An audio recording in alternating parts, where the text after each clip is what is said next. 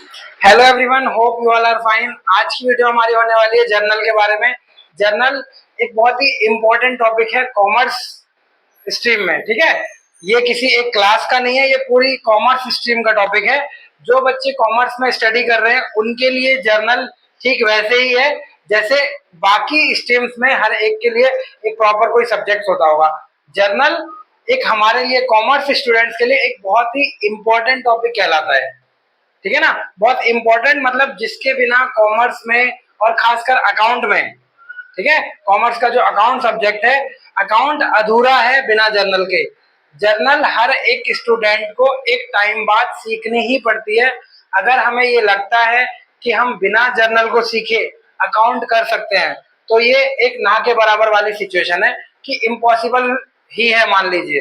ठीक है, तो आज का टॉपिक जो हमारा जर्नल का होने वाला है बहुत इंपॉर्टेंट टॉपिक है। काफी सारे बच्चों के कमेंट आ रहे थे, काफी सारे बच्चों के डाउट्स आ रहे थे कि सर एक जर्नल पे वीडियो बना दीजिए। तो उन बच्चों के लिए मैंने एक वीडियो तैयार की है जर्नल के बारे में, जिसमें मैं आपको बताऊंगा कि जर्नल क्या होता है, कैसे एंट्री करते हैं, ठीक है, और कैसे सारी चीजों को रिकॉर्ड किया जाता है। तो जर्नल वैसे तो हमें 11th क्लास में पढ़ाया जाता है, बट ये वीडियो हर एक उस स्टूडेंट के लिए है जिसे जर्नल में कहीं भी कोई डाउट है। ठीक है, 11th क्लास का ये टॉपिक है, चैप्टर नंबर 7 है ना, हमारा जर्नल है, जो हमें बताता है कि जर्नल कैसे करते हैं, जर्नल एंट्री कैसे करते हैं, या फिर ट्रांजैक्शन और इवेंट्स को बुक में कैसे रिकॉर्ड करते हैं। ठीक है, सबसे पहले बात आती है कि जर्नल होता क्या है। जर्नल क्या होता है? जर्नल अकाउंट की प्राइमरी बुक होती है। ठीक है, एक बुक होती है अकाउंट की जिसमें ट्रांजैक्शंस को फर्स्ट टाइम रिकॉर्ड किया जाता है। वो ट्रांजैक्शन जो बिजनेस में हैपनिंग हो रही है, डेली बेसिस पे हो रही है, चाहे वो परचेज की हो, चाहे वो सेल की हो, चाहे वो अदर किसी भी एक्टिविटी को लेकर जब कोई बिजनेस में ट्रांजैक्शन होती है, उस ट्रांजैक्शन को जब हम अपनी बुक्स में रिकॉर्ड करते हैं on the basis of evidence, कुछ ना कुछ एविडेंस होता है उस ट्रांजैक्शन का, जैसे कैश मेमो हो गया, रिसिप्ट हो गई, कोई वाउचर हो गया। ठीक है, उस बेसिस पे हम क्या करते हैं, उस ट्रांजैक्शन को, एक मॉनेटरी ट्रांजैक्शन है ना, उस ट्रांजैक्शन को हम जब बुक्स में रिकॉर्ड करते हैं तो उस बुक का नाम होता है जर्नल। और ट्रांजैक्शन को रिकॉर्ड करने के लिए सबसे पहले क्या होना चाहिए, वो हैपन होनी चाहिए, मतलब एक ट्रांजैक्शन होनी चाहिए, वो मॉनेटरी फॉर्म में होनी चाहिए, यानी कि मेजरेबल इन मनी होनी चाहिए कि मनी की कौन सी वैल्यू का हम उसमें रिकॉर्ड करने वाले हैं। ठीक है, तो जर्नल अपने आप में बहुत बड़ा टॉपिक है, एक वीडियो में इसको कवर करना बहुत ही मुश्किल हो जाएगा, तो इसके लिए मैं सेपरेट वीडियो बनाऊंगा। आज की वीडियो में मैं इसका बेसिक बता रहा हूँ आपको। ठीक है, और जो भी थोड़ी बहुत चीजें रह जाएंगी वो मैं उसके लिए एक सेपरेट वीडियो अपलोड करूंगा चैनल पे। तो आगे बढ़ते हैं वीडियो में। सबसे पहले यहाँ जर्नल की डेफिनेशन लिखी हुई है कि जर्नल कहते किसे हैं। तो देखते हैं, यहाँ पर यहाँ लिखा हुआ है, it is the book of primary entry. ठीक है, जर्नल किसे कहते हैं?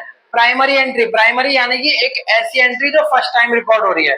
प्राइमरी एंट्री का मतलब होता है ऐसी एंट्री जो फर्स्ट टाइम रिकॉर्ड हो रही है, in which transaction are recorded first recorded, है ना, ट्रांजेक्शन आर फर्स्ट रिकॉर्डेड। जैसा कि मैंने आपको बताया कि ट्रांजेक्शन पहली बार जिसमें रिकॉर्ड होती है उसे हम जर्नल कहते हैं, इन आ क्रोनोलॉजिकल मैनर। अभी इसका मतलब क्या होता है, क्रोनोलॉजिकल मैनर या क्रोनोलॉजिकल ऑर्डर।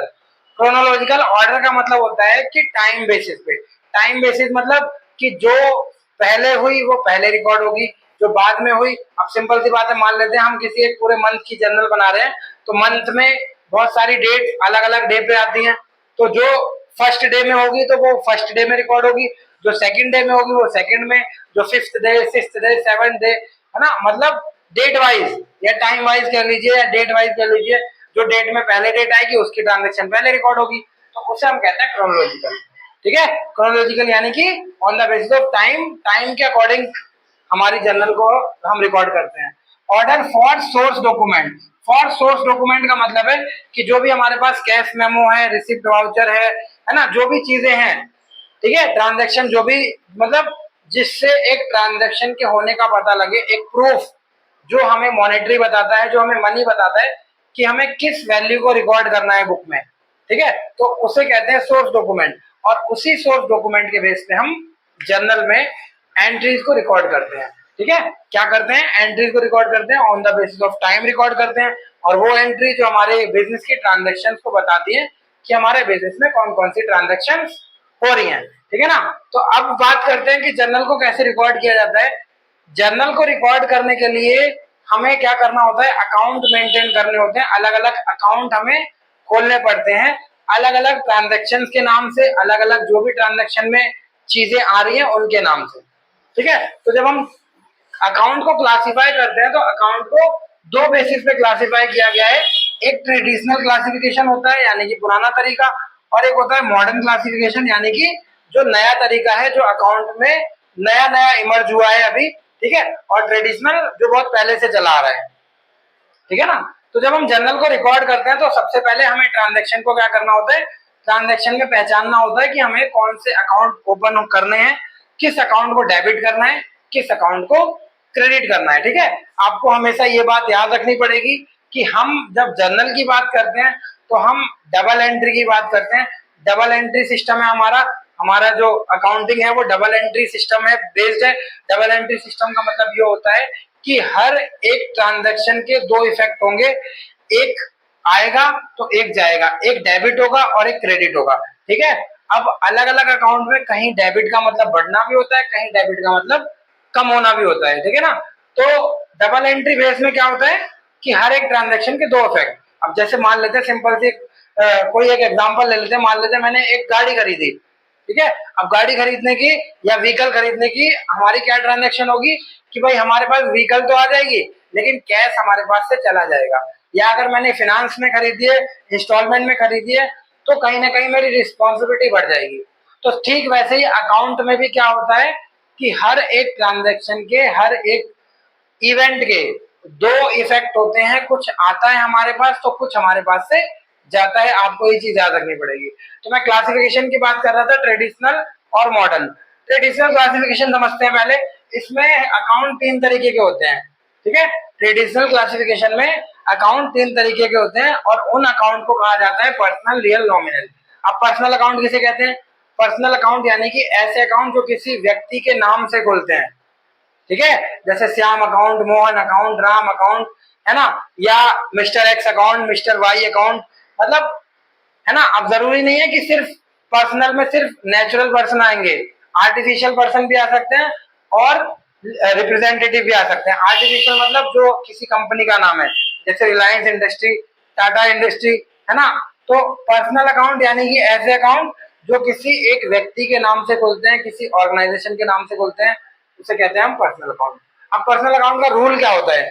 पर्सनल अकाउंट में किसे हम डेबिट करेंगे और किसे हम क्रेडिट करेंगे।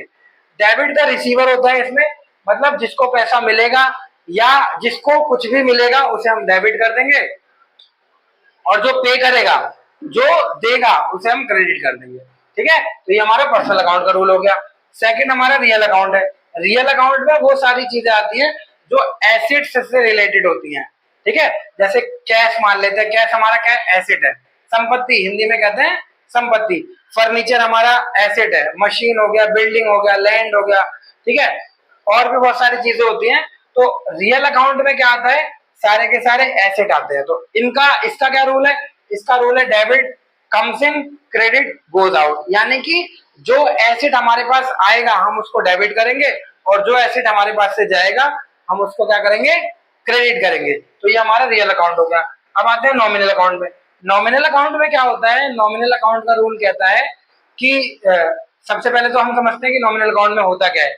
नॉमिनल अकाउंट में एक्सपेंस और लॉस आते हैं, मतलब जितने भी हमारे खर्चे से रिलेटेड ट्रांजैक्शन होती है, जैसे हमने किसी को सैलरी दी या किसी को एक्सपेंस पे किया, या हमें कोई लॉस हो गया, या फिर हमें इनकम, है ना। एक्सपेंस और इनकम, लॉस और गेन, इनसे रिलेटेड जो अकाउंट होते हैं वो आते हैं हमारे नॉमिनल में। ठीक है, अगर हम सैलरी पे कर रहे हैं किसी को तो वो हमारे लिए खर्चा है, और अगर हमें कोई सैलरी पे कर रहा है तो हमारे लिए इनकम है। तो इसका रूल भी यही है कि एक्सपेंस और लॉस को क्या करना होता है? डेबिट। इनकम और गेन को करना होता है क्रेडिट। ठीक है ना, एक्सपेंस और लॉस को डेबिट, इनकम और गेन को क्रेडिट। तो ये हो गया हमारा ट्रेडिशनल क्लासिफिकेशन का पूरा एक मेथड कह लेते हैं, रूल कह लेते हैं। आपको याद रखना है कि अकाउंट में ट्रेडिशनल क्लासिफिकेशन जब करते हैं तो तीन बेस पे बांटते हैं अकाउंट को। पहला पर्सनल, जिसमें व्यक्ति या किसी ऑर्गेनाइजेशन के नाम से अकाउंट खोले जाते हैं। दूसरा रियल, जिसमें हम संपत्ति या एसेट्स के नाम से अकाउंट खोलते हैं। तीसरा हमारा नॉमिनल, जिसमें हम इनकम और एक्सपेंस, लॉस और गेन के अकाउंट के नाम खोलते हैं, है ना, नाम से अकाउंट खोलते हैं, सॉरी। तो ये हो गया हमारा इसके रूल्स और ये अकाउंट। अब आते हैं कि हम इसको जर्नल में कैसे रिकॉर्ड करेंगे। जैसे फॉर एन एग्जांपल मैंने यहाँ जर्नल लिख रखी है कि स्टार्टेड बिजनेस विद कैश, मतलब किसी इंसान ने अपना बिजनेस शुरू किया है कैश में 2 लाख रुपए पैसे लगा के, ठीक है। तो अब इसकी एंट्री देखेंगे, ट्रांजेक्शन क्या बन रही है। हमें एक चीज और याद रखनी पड़ेगी, जब हम जर्नल करते हैं तो हम किसी एक पर्सनल की जर्नल नहीं कर रहे, हम किसी व्यक्ति की नहीं कर रहे, हम बिजनेस की जर्नल कर रहे हैं।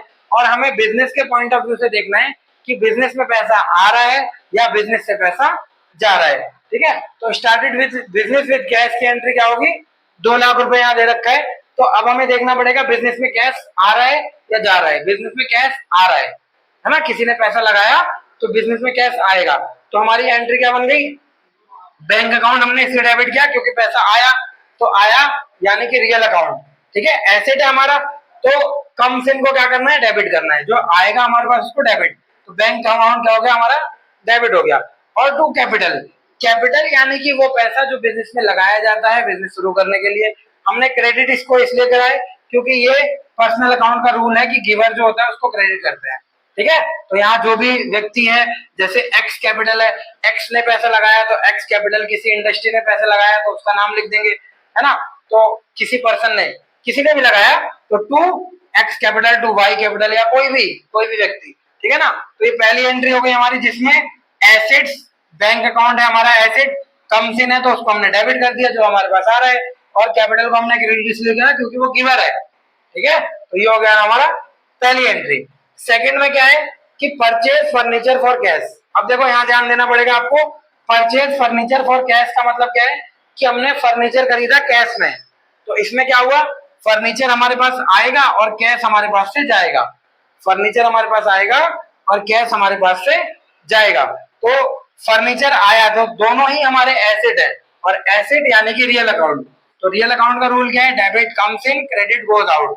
तो फर्नीचर आया तो डेबिट कर दो, और कैश गया तो उसको टू कैश लिख के क्रेडिट कर दो, ठीक है। जर्नल का एक प्रॉपर फॉर्मेट होता है।